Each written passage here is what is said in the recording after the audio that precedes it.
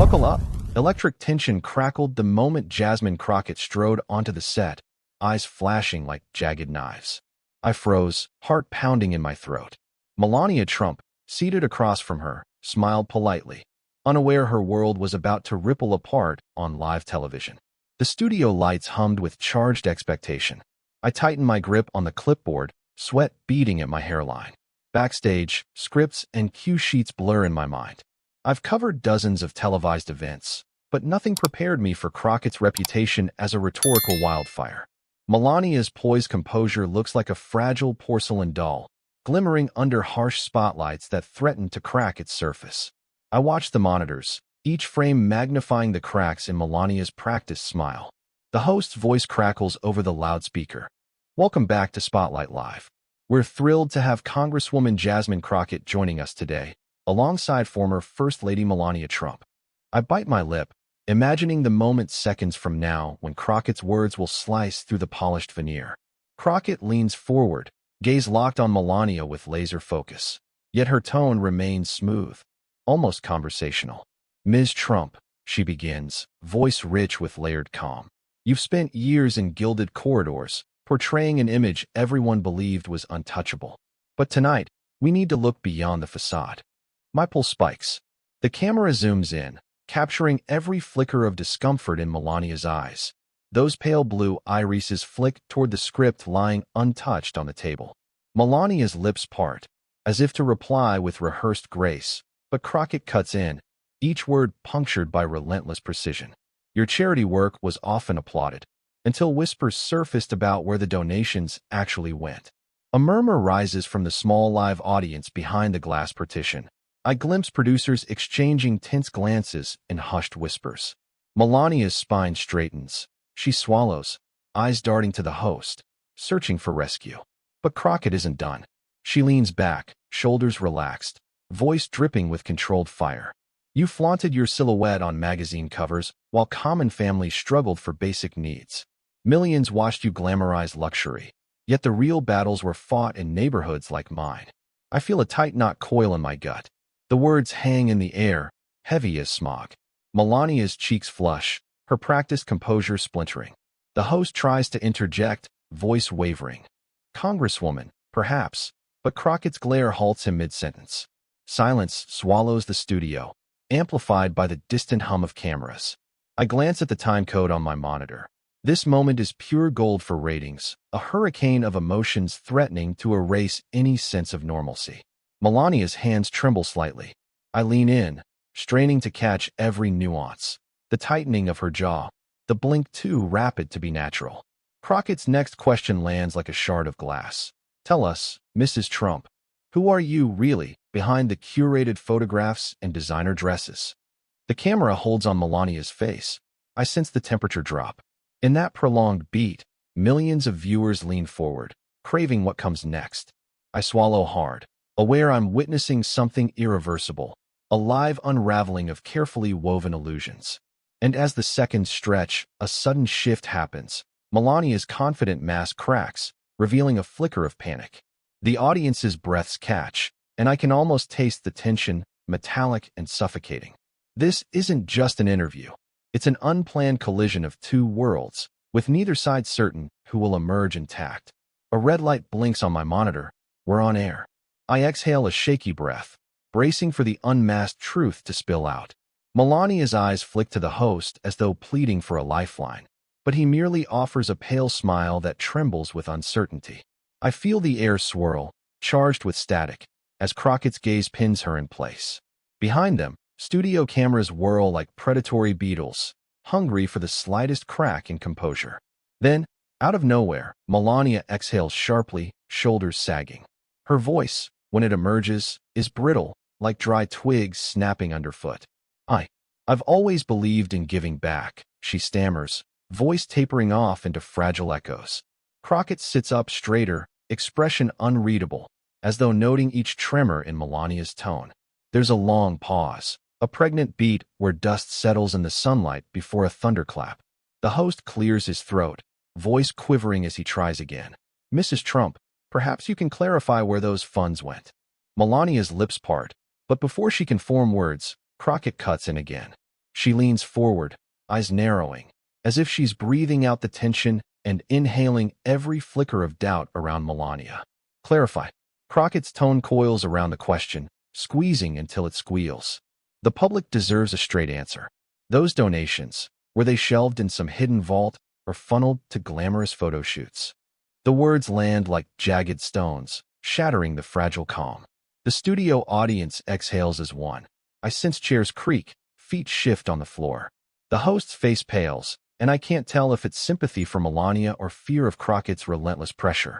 In that charged moment, time seems to warp. My heartbeats drum in my ears, like a tribal warning. And I realize I'm not just watching an interview. I'm watching a reckoning. Melania's hands rise, fingertips brushing the edges of her chair, as though preparing to push herself away. She swallows hard, gaze darting to the script again, those tidy lines that never anticipated this. Her voice, when it returns, is softer, thin as a fraying thread. My foundation did support initiatives, she begins, voice catching. But I suppose, she trails off, eyes watering. Crockett holds her gaze, unwavering. The studio lights cast harsh shadows that trace the lines of tension on Melania's face, each shadow like a secret clawing to be exposed. I shift in my seat, feeling suddenly exposed myself, as though I'm standing naked beneath a spotlight. The host clears his throat again, but Crockett's momentum doesn't halt. Suppose, she echoes, eyebrows arching. The word suppose implies doubt. Do you doubt your own actions? That question hovers in the air, electric and unrelenting. Melania blinks rapidly, pupils dilating in a way that betrays panic. The audience leans forward, breaths caught in throats, waiting for the unraveling to continue. Up in the control booth, engineers flick switches, but their eyes are glued to screens, as if hoping to divert the incoming storm. Below, I catch a glimpse of a producer's face, pale as a sheet, jaw clenched in a silent prayer. It's there, sliding, inch by inch, the collapse of an image once held up as flawless. And then the unthinkable. Melania exhales, head tilting back, as if to gather herself, and for a heartbeat, calm returns, an eerie stillness, like the eye of a hurricane. But that lull is deceptive, a thin veneer stretched over churning waters. In that moment, I brace for what follows, knowing that nothing in this room will ever feel safe or predictable again. Melania's chest heaves as she straightens her posture, as if tacking down a sail before the next gust. I clutch my clipboard so tightly my knuckles blanch, unsure if it's there to steady me or to catch my own tremors. Crockett's eyes, however, are locked on Melania like a hawk eyeing prey. The host leans forward again, trying to shepherd calm back into the chaos, but Crockett doesn't yield. Instead, she tilts her head, voice low and measured. "Let's talk about that gala last December," Crockett says, lips curling into a faint, predatory smile. "You stood on that grand stage, thanking donors, while families in Philadelphia struggled to afford groceries. Do you ever feel the weight of that contrast?"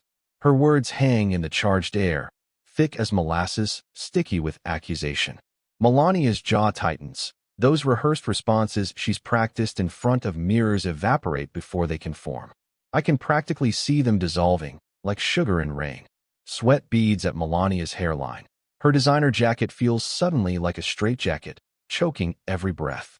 The studio lights glare down, casting her shadow large and jagged on the backdrop, an ominous silhouette that seems to mock the picture-perfect image. I squint at the monitor as if I could unsee what's unfolding. The studio audience sits forward, silent but acutely present, like animals sensing a storm. My heart slams against my ribcage, every nerve in my body suspended on a fraying thread. Then Melania exhales, low and uncertain, as though levering herself out of quicksand. She raises her chin, voice trembling but determined. "I donate to shelters and education programs," she says, words brittle as old parchment. "I believe every child deserves opportunities." Her gaze wavers, darting toward the host as if seeking refuge. But Crockett leans in, closing the gap between them. Her presence fills the frame like a tidal wave creeping over the shore. "Belief isn't enough," Crockett counters softly, each syllable precise as a surgeon's scalpel. "Actions are what matter. Can you name a single program you funded this year?" The silence stretches taut. It's an invisible rope that threatens to snap under its own weight. Melania's eyes flick to the floor, then up to the cameras, her polished mask cracking in slow motion. The roar of studio lights feels deafening, the buzzing of equipment like wasps stirred into a frenzy. It's in that pregnant pause that I catch a glimpse of Melania's pulse pounding at her temple, like a war drum announcing surrender. I shift in my seat, the clipboard slipping as my breath hitches. The host clears his throat again, but his voice is brittle, as if struggling to be heard over the hurricane brewing between these two women. Suddenly, Melania's composure fractures. She leans forward, voice catching in her throat. I thought I was doing enough, she whispers, eyes flickering with the raw sheen of panic. Crockett sits back, arms folded, gaze unwavering. The difference between them is stark. One exudes controlled wildfire, the other trembles like a candle teetering in the wind. In that moment, the studio transforms from a polished set into a raw arena, every glare and whisper magnified. I glance at the clock in the corner of the monitor. We've only been on air for 8 minutes, but it feels like an eternity. This isn't just an interview anymore. It's a crucible, forging reputations under scrutiny. As Melania's voice trails off, the host hastily interjects, words tumbling over each other. Yet I know Crockett has already won this round. The unmasking has begun, and there's no turning back. Sweat beads along my spine as the host's words crash into the air, fumbling like a broken record. Melania's gaze flickers sideways, an unspoken plea for refuge that finds no answer. The red on air light blinks ominously over the host's shoulder, but behind the cameras, I slip into the narrow corridor leading backstage. Every step echoes, my footsteps thudding against the cement walls as if the building itself is trying to shake off the tension still hanging in the studio like a suffocating fog. I carve a path through a maze of cables and stacked equipment cases, the scent of musty carpet and half-empty coffee cups drifting from a nearby break room. Producers huddle under fluorescent lights, their faces pale as dried paint. I catch snippets of hurried breaths and half-whispered panic. Crockett's not letting up. Ratings are through the roof. Is this even legal? My heart beats like a jackhammer. This isn't just another segment. This is a live execution of an image, and nobody knows who will survive intact. A door at the corridor's end leads to the green room. Inside, Melania sits rigidly on a velveteen sofa, designer heels pressed onto the edge, as though bracing herself against an incoming tide. Her eyes dart to me, an island of fear and humiliation in a sea of cameras. I offer a weak nod, but the quiver in my own throat betrays me. She forces a half-smile, but the sparkle in her eyes is gone, replaced by something brittle and unsteady, like cracked glass reflecting studio lights. "Everything's a blur out there," she whispers, voice hollow. I thought I had it under control. Her hair, perfectly coiffed moments ago, hangs limp, strands clinging to perspiration on her neck. A bottle of mineral water sits on the low table, untouched, condensation dripping like tiny tears onto the mahogany surface. I watch as she lifts the bottle, hands trembling. Each movement seems weighted, as though time itself is dragging her down into quicksand. Behind her, the room's decor feels surreal. Abstract paintings with smudged faces that seem to lean forward, specters watching her unravel. The faint hum of air conditioning seems too loud, as if amplifying her isolation. Outside the small window, I glimpse blurred figures pacing the hallway. Producers, makeup artists, security, everyone holding their breath, waiting for the next broadcast cue to pierce the uneasy calm. I clear my throat, voice barely a whisper. "Are you okay?" Melania's gaze shifts, landing on me with a flash of raw pleading. "Do they even care what's right?" she murmurs, fingers tracing the condensation on the bottle until the label blurs. "Or is it just a spectacle?" I swallow, words snagging on my tongue. Before I can answer, a producer's voice crackles over the intercom. 3 minutes till we're back on air." The syllables strike like a starting gun, and I feel my pulse spike, time accelerating toward another collision. Melania exhales, a brittle hiss of air as though expelling a glass shard from her throat. She sets the water aside and straightens her jacket, though it feels like armor forged from shattered glass. I want to say something, any reassurance that could stitch her composure back together, but the truth sticks in my chest. Out there, truth has become a weapon, and everyone's holding it, waiting for someone else to bleed. She rises, each movement stiff as a marionette's final act. We step into the hallway together, fluorescent lights flickering overhead, casting elongated shadows that dance like ghosts in a catacomb. The studio door looms ahead, its small window offering a glimpse of the host, polishing his muscular smile for the cameras. I realized the second location, the sterile, fluorescent corridors backstage, felt detached from reality, yet the tension here is just as suffocating. Everything is taut, a wire stretched to its breaking point. I straighten my shoulders, steeling myself. Ready? I murmur, though neither of us is sure what readiness even means anymore. Melania nods, eyes glassy but determined, as though clutching at the fragments of dignity left to her. We round the corner, and the roar of the studio grease paint greets us like a living beast. The rear door slides open, revealing the white-hot glare of floodlights and the polished set where history is about to be rewritten. Cameras pivot toward us, lenses whirring in anticipation. In that instant, I feel every nerve ending ignite, like standing too close to a lightning strike.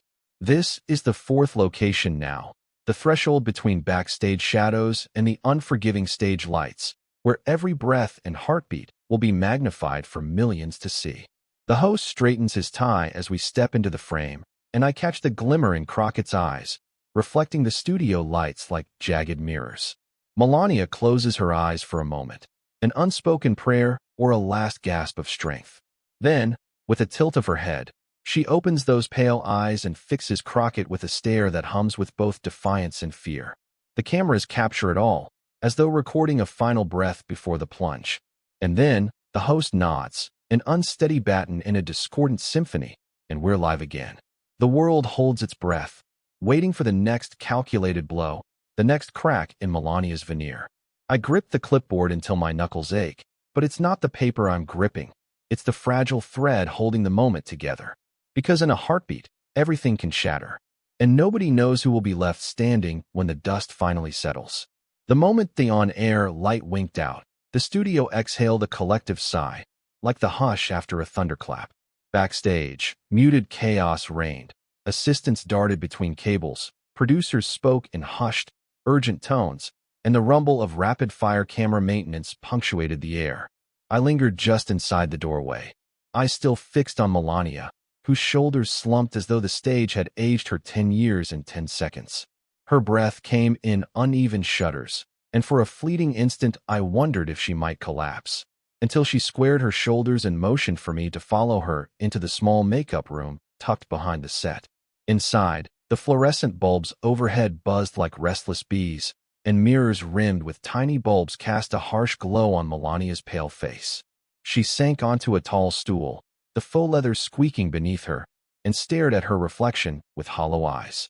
In that harsh luminescence, every trace of artistry, every contouring shadow and painted highlight, looked gaudy, like war paint smeared on before a fight she didn't want to wage. I hovered just beyond the threshold, unsure if I should step forward or give her space. The door clicked shut behind me, muffling the frenzy of the control room to a low, distant hum. She didn't speak for a long time. The mirror's reflection showed a woman teetering at the edge of something unspoken, a breakdown or a breakthrough, I couldn't tell which. Finally, she exhaled, voice barely above a rasp. Did I just implode? The words trembled in the air like a dropped glass, begging to be caught by something solid. I swallowed, considering how to console someone whose dignity had been dismantled on live television. You held your ground, I said, voice gentle. That's something. But the words felt threadbare, like I was stitching consolation from whispers. Her gaze flicked back to me, pupils dilated, and for a moment I thought I saw recognition of me as a fellow performer trapped by lights and lenses. They want more, she murmured, hands twisting the edge of her jacket. More tears, more confession. It's a spectacle they crave. The edges of her words were jagged, as though each syllable was forced through clenched teeth. I nodded, understanding the machinery behind this. Ratings, controversy, applause measured in ad dollars. But empathy knotted my chest. She wasn't a caricature. She was raw, newly exposed, and fear shimmered just beneath the surface. Before I could answer, a knock rattled the door. It swung open to reveal the makeup artist, palette in hand, eyes darting between Melania's face and the hallway. They want you back in 2 minutes, she whispered. Second segment. The words felt like a guillotine's blade, inevitable and merciless. Melania's shoulders rose in a stiff, robotic nod, as though the announcement had been expected. I stepped aside, allowing the makeup artist to approach. In the mirror, I watched the artist dab concealer under Melania's eyes, tiny brush strokes meant to mask fatigue or tears or something deeper. I felt a pang of guilt for watching so intently, as though I were complicit. Melania's reflection caught my gaze, and she offered a faint, brittle smile, like a porcelain doll's last flicker of life before shattering. Then she turned away, eyes closing as the makeup artist worked in hushed murmurs, silence stretching between them like a fragile bridge. I backed out quietly, leaving her to that artificial ritual. The hallway outside was a vortex of movement, sound engineers adjusting levels, camera operators swapping lenses, a gaffer rethreading cables. The bright lights of the set bled through the doorway, turning every figure in that corridor into a silhouette against the glare. I lingered there, wrestling with the sense that something irreversible had happened, and that Melania, polished image and all, would never quite look the same. I needed air. I slipped around the corner, finding myself in a narrow service exit that led to a small courtyard tucked behind the building. The night air was cool and damp, a sharp contrast to the boxy air conditioning and hot adrenaline within. In the courtyard, a single oak tree stood sentinel against the night sky, its leaves rustling softly in the breeze. I leaned back against the brick wall, exhaling like I'd been holding my breath for hours. Streetlights cast mottled patterns on the concrete, and the distant hum of traffic sounded like a lullaby for the sleepless. My phone buzzed, an incoming text from the control room. Segment 2 starting in 30 minutes. Ratings are off the charts. No surprise there. Controversy was a ratings magnet. But the message felt hollow, as though the numbers meant nothing compared to the unspoken cost of prying apart someone's defenses under national scrutiny.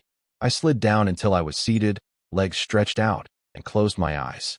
For a moment, the image of Melania's pale face swirled behind my eyelids, framed by that harsh makeup room light. I wondered what she saw when she looked in the mirror. Did she recognize herself, or was she a ghost wandering through the echo of her own carefully curated life? My heart ached, not for the spectacle, but for the woman whose image had been weaponized. A sudden click at the courtyard gate snapped me back. I stood and turned toward the sound, half expecting a security guard, but the silhouette belonged to no one I recognized. Dark hair caught a sliver of moonlight, and features blurred behind the mesh of shadows. The figure stepped closer, a member of the crew, I realized, though I couldn't place her name. Her eyes glinted in the dim light, serious and unreadable. "Are you okay?" she asked, voice low. Her concern felt genuine, untainted by cameras or ratings charts. I nodded, though the words felt lodged in my throat. "Just thinking." She nodded back, gaze drifting toward the stage doors. "She's tough," the crew member said quietly, "but nobody's unbreakable." The words hit like a hammer. I blinked, letting them sink in. "She's human," I replied softly, not sure if I was talking about Melania or myself. She offered a half-smile, then turned and slipped back into the studio, leaving me alone again with the night's hush. The oak tree's leaves rustled overhead, as though carrying secrets I couldn't quite grasp. I brushed a hand over my face, feeling both tired and strangely alert, as if the night had fractured reality into pieces, each waiting to be pieced back together. I knew in the next 30 minutes, I'd return to that glaring stage lights, to the host's forced cordiality, and to Crockett's relentless scrutiny. The second segment would begin, and with it, another round of confrontation, another rending of illusions. Yet here, under the gentle hush of midnight, I realized that nothing would ever return to how it was. The collision on live television had cracked an invisible seal. The world had peered behind the veneer, and there was no unseeing it. I stood, shoulders straightening as I stepped back toward the studio doors, heart heavy but resolute. Tonight, truth had emerged too far beyond anyone's control, and the fallout would be far-reaching. In the cool darkness, I stole one last look at the oak tree, its branches swaying like silent witnesses to a secret they could never share. Then I pushed open the door, ready to dive back into the storm. The next chapter was waiting, and neither Melania nor Crockett would be spared its reckoning. The studio door gapes before us like an open wound, still pulsing with the heat of spotlights and the rush of adrenaline. As I step back onto the set, the air hits me again, thick with the hum of electricity, laden with whispers that linger like ghosts. Melania's heels click against the polished floor, a staccato rhythm that contrasts with the low drumbeat of my own heart. Crockett occupies her seat with the poise of a coiled cat, eyes unwavering, as though daring Melania to rise and come at her. The host's smile is taut, mirroring the tension in his trembling hands. He gestures toward Melania, voice clipped as though rehearsed for this moment. We're back with Congresswoman Jasmine Crockett and former First Lady Melania Trump. Let's continue. His words hang between them, but it's Crockett who strikes first, leaning forward like a predator sensing weakness. Last time, we spoke about charitable donations. Crockett begins, voice low but potent, a storm singing just beneath the surface. Tonight, I want to know about influence, the power you wielded beside your husband. Did you use that platform to help ordinary people, or did you build walls to keep people like me out? The camera swings in on Melania's face. In that gleam of lens and light, I see panic rise like bile, her polished veneer cracking into brittle fragments. She opens her mouth, and for a heartbeat, silence stretches taut. The studio audience leans forward, collective breaths held like winter's final exhalation. Melania's voice emerges, soft and uncertain. She stops, lips pressed into a thin line. Crockett leans in, gaze intense, voice almost a whisper. Always what? Always held your tongue. The room ripples with sensation, a live wire arcing between accusations and every spectator's heartbeat. Melania's shoulders tremble. They shake like fragile prayer beads slipping through trembling fingers. The camera captures it all, the faint quiver in her chin, the way her painted lashes shed a single, glistening tear before she blinks it away. I believed in quiet support, she whispers, voice raw. In helping behind the scenes. Crockett's smile is merciless now, an executioner's grin. Quiet isn't visible, she counters, and the words land like stones sinking into deep water. I watch Melania's reflection in the floor camera's lens, a woman half submerged in doubt, her poised silhouette wavering as though viewed through rippling glass. The host interrupts, voice strained. Let's pivot. There's a rumor that during your time in the White House, you clashed with staff over policy decisions. Care to clarify? Melania exhales, eyes flickering to him. She nods, swallowing back more tremors than a body should endure. I disagreed on some initiatives, she admits, voice rigid as steel under pressure. But I always. Crockett's interruption is swift as a dagger.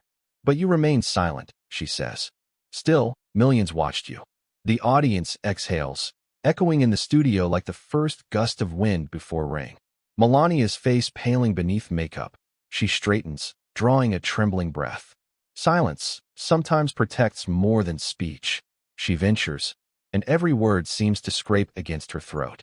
Crockett leans back, bright lights etching dark shadows under her eyes. Protects whom? She asks. You? Your image? Or those you claim to help? The silence that follows feels alive, like coils tightening around the chest. Melania's gaze slips to the floor again, and she murmurs, voice fraying. I thought I knew the cost. The weight of those words settles, a whispered confession carried on a breeze that chills the bones. The host murmurs, words lost beneath the undercurrent of tension. I sense the control room gasping, producers biting nails, the entire machine straining to process the fallout of this exchange. Behind the cameras, Melania's breath quickens, each inhale a tremor, each exhale a surrender. The audience, once polite and reserved, now stirs, rustling programs, shifting bodies, breaths caught like animals sensing imminent storm. Crockett stands, chair scraping the floor like a warning shot. She paces behind the sleek desk as though it's a battlefield, each step measured and deliberate. You once said you were the most disliked woman in America, she says, voice smooth as silk but barbed beneath. Yet here you sit, still revered by some, still adored by others. How does it feel to be a symbol of contradictions? The camera follows her, capturing the flare of Melania's nostrils, the curl of her lip as she fights to keep composure. Words hang suspended, electrified. Then Melania inhales, soft but determined. When her voice finally emerges, it's steady, if brittle. Symbols aren't real. People are. The moment stretches, as though the studio holds its breath. Crockett nods, lips pressed together, an unreadable flash in her eyes. The host tries to interject, but neither woman ducks. each waiting for the other to break. The studio lights flicker as if sensing the climax. Melania straightens, gaze meeting Crockett's head-on. "I may have hidden behind that symbol," she says, voice strengthened by conviction. "But I'm here now, speaking, and I refuse to be just an image." A breath rolls through the audience, soft as a wave receding from shore. The host murmurs something, his face a mask of relief and uncertainty. But the air between Crockett and Melania has shifted. What was once a hunt feels momentarily paused, as though both recognize the terrain has changed. The camera shutter clicks, capturing the tableau. Two women, coated in anguish and conviction, standing amid the wreckage of facades. Behind the lens, I feel each pulse, each breath heave across me. They on air, light flickers, and I know we've burned through another segment. Yet the embers still glow, refusing to fade. Melania's steely gaze remains fixed on Crockett, and for a fleeting second, I realize something fundamental. The story has passed beyond the studio walls. It now belongs to anyone who watches, anyone who hears the tremor in their voices and sees the jagged edges of truth. I pivot toward the control booth, ready to catch the next cue, but my eyes can't leave the stage. In that final heartbeat before the host ushers us off camera, I sense the truth. This collision, these raw admissions, have already rewritten the narrative. And the world outside, millions of living rooms, phones, and screens, will absorb every fragment, every shard, every whispered confession, forever changing how we see both women. The host's smile flickers, forced and off-center, as he wraps up the segment. But I know the reverberations will echo long after the cameras fade to black, looping in the minds of viewers like an unending question. Where does compassion end and spectacle begin? The cameras finally cut, and the studio door yawns open behind us, releasing a blast of overheated air, a tangle of cables, and the low murmur of frantic crew. Melania's footsteps are tentative, like stepping on cracked glass. I've fallen beside her, sharing the unspoken ache in her shoulders. The host's forced goodbyes echo faintly behind the curtain, swallowed quickly by the labyrinth of corridors. We slip into the backstage hallway again, those fluorescent bulbs flickering with uneasy energy, each reflection in the polished linoleum mocking the fragile masks we wear. A production assistant sidesteps us, eyes darting past as though we're ghosts haunting the set. I can feel every pair of wilting eyes, sensing the aftermath of what we just witnessed.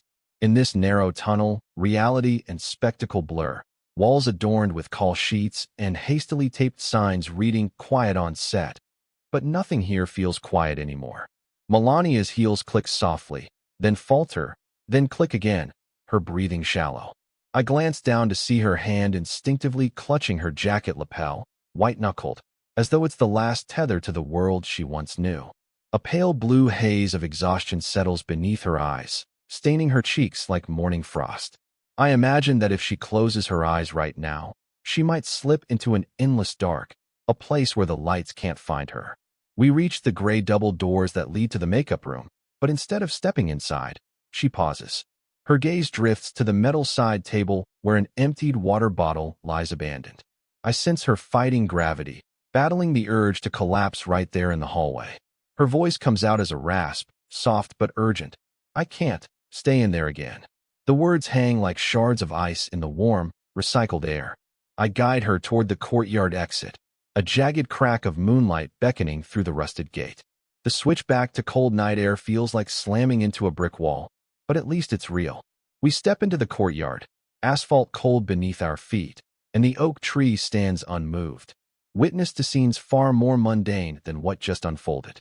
The distant rumble of traffic hums like a lullaby for the sleepless, indifferent to the storm raging in her chest. She leans against the brick wall, legs collapsing to a crouch as though the fabric of her composure has finally given way. I crouch beside her, the brick's rough texture pressing into my back. The moonlight catches the faint tremor in her lips, and she blinks rapidly, blinking tears that glimmer like broken crystals. Her voice is a bare whisper. Why do they want to rip everything apart? The question reverberates through me, as if the courtyard itself is uncertain. I place a hand on her shoulder, gentle but firm, as though bracing her against the howling wind of scrutiny. They want a story, I say, voice low. But that doesn't mean your truth disappears. The stark shadows of the oak's branches dance across the concrete, twisted silhouettes that seem to echo our unease. For a long moment, she doesn't respond.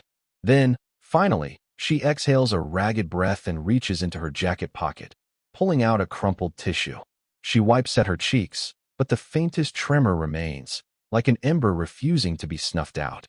The silence settles around us, pressing down until every breath feels like inhaling shards of glass. Then, almost imperceptibly, she looks up, her eyes meeting mine in the dim glow.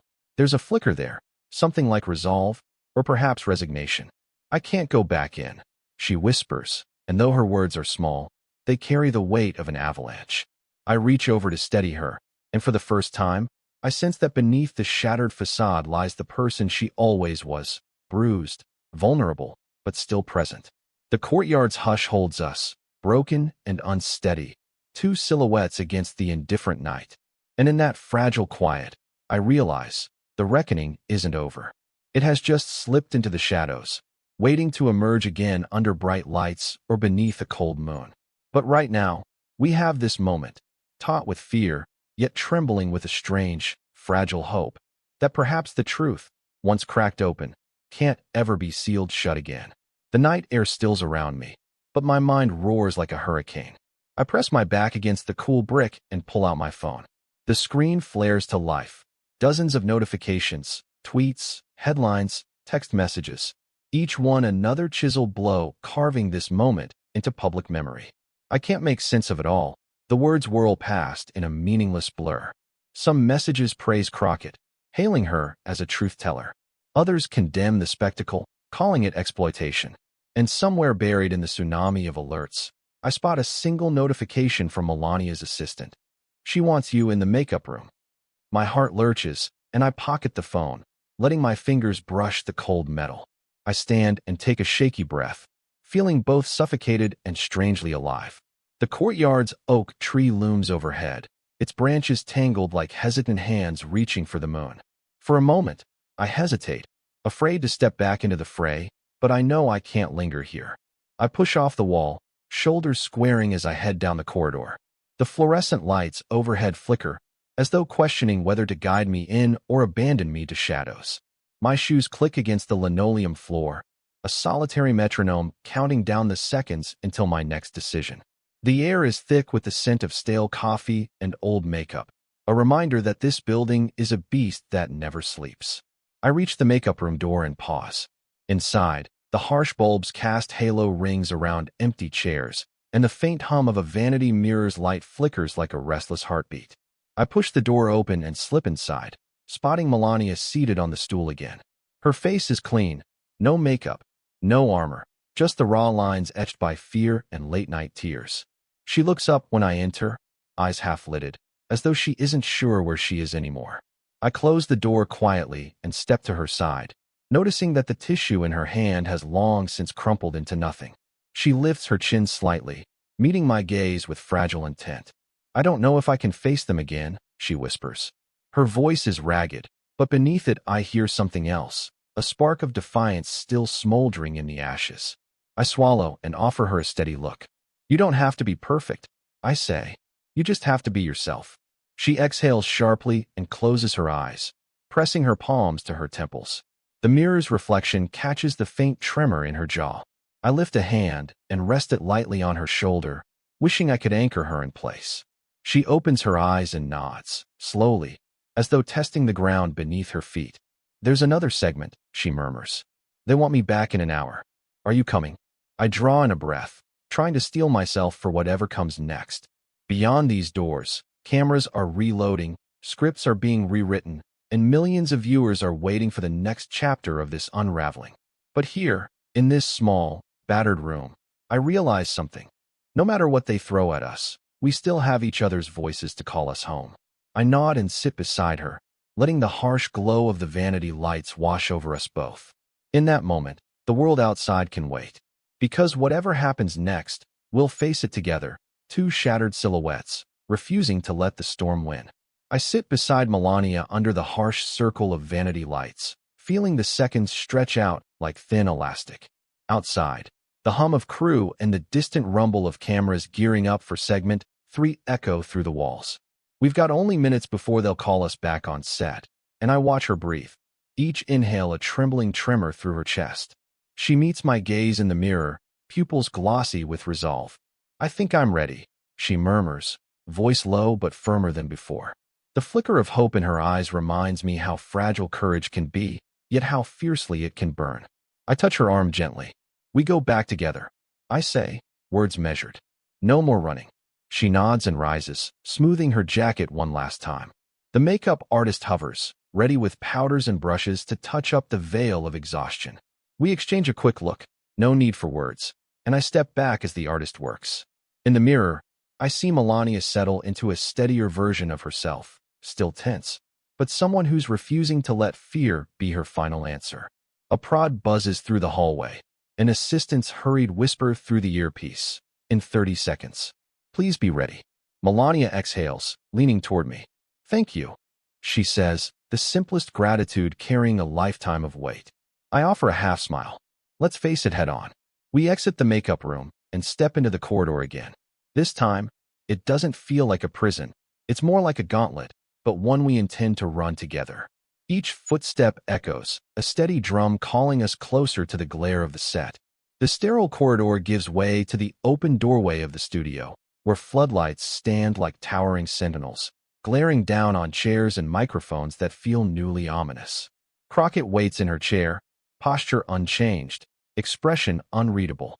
She looks up, and for a fleeting second I glimpse an inkling of something. Surprise, perhaps, or respect. The host's forced smile glints under the lights, as though he's bracing for another clash. The red on air light clicks on. Silence crushes the space between us like heavy velvet. I slide into my seat beside Melania, who closes her eyes and inhales heavily. The host clears his throat. "Welcome back," he says, voice clipped. Segment 3 begins now. Congresswoman Crockett, former First Lady Trump. "Thank you for staying with us." Crockett leans forward. "Mrs. Trump," she says, voice smooth yet sure. "Last segment you spoke about your role behind the scenes. Tonight, I want to know, what did you learn from being in those corridors of power, and how will you use it going forward?" The question lands in the charged hush like a stone in still water. I feel Melania's fingers press against my hand, warm, trembling, seeking reassurance. Melania straightens, blinking once to clear her vision. The lights feel hotter this time, as though they remember the fracture from before. She exhales and meets Crockett's steady gaze. "I learned that image and substance can be at odds," she says, voice soft but clear. Each word is deliberate, tempered by the memory of her earlier collapse. I saw how decisions made at the top ripple through real lives, families who need more than quiet pledges. She pauses, and the studio audience leans forward, hanging on the quiet earnestness in her tone. Crockett nods, expression folding into something almost unreadable. "Respect. And how will you act on that understanding?" she asks, voice low. It's a transition, a pivot from accusation toward possibility. Melania knuckles her jaw for a moment, then exhales again, stronger. "I will no longer hide behind silence," she says, voice firm. "I'll leverage whatever platform I have to champion causes directly. Walk into those neighborhoods, sit at those tables, and speak for those whose voices went unheard." Her conviction trembles only slightly, but it's enough to shatter the shell of doubt that still clings to her. The host clears his throat, but Crockett raises a hand, silencing him. "That's a start," she says, voice warm with an edge of challenge. "Tell us your first step." Melania's lips curve into a small, determined smile, an honest, unguarded line that feels shockingly human. "I'm volunteering next week at a local youth center in Brooklyn," she says. The words are simple, but in this moment they carry the weight of redemption. A ripple moves through the audience, soft gasps, nods, the quiet hum of empathy. The host exhales, shifting in his seat. "We'll be right back after this short break," he intones. The on-air light dims, and the studio exhales, as though released from a tight grip. I turn to Melania, eyes brimming with unshed tears of relief. Though the ordeal isn't over, something fundamental has shifted. We stand together, shoulders squared toward whatever comes next. A former First Lady emerging from the rubble of spectacle, resolute to reshape her story, and a witness who'll carry the truth of this night wherever it leads. The lights snap back on, and we're shepherded off the set into the narrow corridor once more. This time, though, the atmosphere feels different, less like a battleground and more like the calm after a storm, the kind where the air tastes electric and new. I follow Melania, who walks with steadier steps than before. Each click of her heals a small declaration of survival. As we reach the makeup room, she pauses, lingering at the threshold. The vanity mirror's bulbs glow over a counter littered with brushes and tissues, evidence of the transformation she just endured. She turns to me, and for a moment, her eyes are shadowed by what she's been through, but then they brighten, as though she's finally seeing the world with fresh clarity. "Thank you," she says quietly, voice still soft but carrying something resolute. "For standing by me." I nod, though words feel inadequate. She steps inside and closes the door gently behind her, and I linger in the hallway, noticing details I never registered before. A stray piece of tape peeling off the wall, a forgotten coffee cup half full and cold, the muted hum of machinery winding down. The corridor seems almost peaceful, an unlikely sanctuary from the storm that just raged in the studio. I press my back against the wall and slide down until I'm sitting on the floor, the weight of the night settling around me like a cloak. My phone buzzes again, messages pouring in, clips of the interview, reactions from viewers, debates igniting across social media. Snippets of praise for Melania's honesty, commendations for Crockett's unflinching questions, and countless hot takes demanding more revelations, more spectacle. The world outside is already moving on. But here, in this silent hallway, I let out a breath I didn't know I was holding. The oak tree's branches still danced in my mind, the one in the hidden courtyard that witnessed her breakdown and her resolve. I realized that no amount of cameras or scripted questions can truly capture what it feels like to stand exposed, to watch her carefully constructed identity splinter under pressure. And yet, seeing Melania find that spark of purpose, it's something no headline can erase. Footsteps echo behind me. Melania emerges, shoulders squared, but there's a gentleness in her expression I haven't seen before. She kneels beside me, and for a moment we sit in silence, united by the aftermath of what just happened. The lights overhead hum quietly, as if in respect for the fragile stillness between us. Finally, she exhales. "People will forget the theatrics," she says, voice firm. "But if I can show them that change is possible, real actions, real accountability, then it's worth it." She brushes a loose strand of hair from her face, and I notice how something in her posture has shifted, an openness, as though she's willing to drop shields she once thought essential. I stand and offer her my hand. She takes it, and we move toward the exit together. Outside, the night air is cool, softening the bright city lights. The oak tree stands silent, leaves rustling in a breeze that carries distant traffic and the faint echo of applause from the TV monitors inside. For a moment, I imagine that wherever millions of viewers are watching, someone else is feeling the same pulse in their chest, the ache of watching an image crack, followed by the hope that what emerges on the other side can be more real, more human. We walk down the dimly lit hallway, passing security guards stacking chairs and a lone cameraman stowing cables. No one speaks. Words aren't needed. The reckoning is done, at least for tonight. In the low hum of the backstage, a place where illusions once thrived, we carry something more honest forward, a testament that even in the harshest glare, a person can choose to step beyond the facade and into purpose. And I know that, long after the cameras are off and the cables are rolled up, that truth will continue to ripple, quietly, insistently, through every screen and every life it touches.